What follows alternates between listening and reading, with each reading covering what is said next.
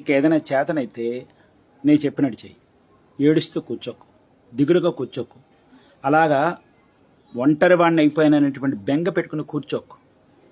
చేతకాంతనం అది. నీకు ఏదైనా చేతనైతే పడించోటలే.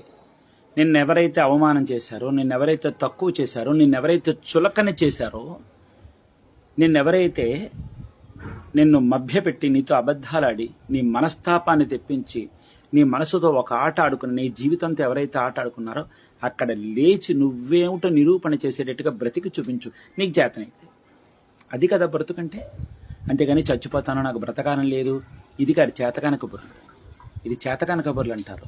నీకేదైనా చేతనైతే, నీ చేతిలో దమ్ముంటే, నీ గుండెల్లో ధైర్యం ఉంటే లేచి నిలబడి సాధించు. భళా, నేను వద్దనుకున్నాను, కానీ ఈ రోజున వాళ్ళు ఘనంగా బ్రతుకుతున్నారు. నేను ఎందుకు ఈ తప్పు చేశాను, ఎంత తప్పు చేశానని వాళ్ళు కుమిలే విధంగా నీ జీవితాన్ని చక్కదిద్దుకో. అది నీకు చేతనవుతుంది, నీకు చేతనవుతుంది. ఇది నీ చేతిలోనే ఉంది. ఇంకేమాత్రం ఆలస్యం చేయకు. లేచి నిలబడి నీ పని నువ్వు చేసుకుంటూ మొదలెట్టు. ఇంకెక్కడి నుంచి నువ్వు దర్పంగా బ్రతుకు. ఒకవేళ ఏడవాలనుకుంటే 4 గదుల మధ్య ఏడ్చేసేయి, 4 గదుల మధ్యన ఏడ్చేసేయి. పైకి మాత్రం శౌర్యంగా ఉండు, అలా ఏడవకు. చేతకాని వాళ్ళ కూర్చోకు.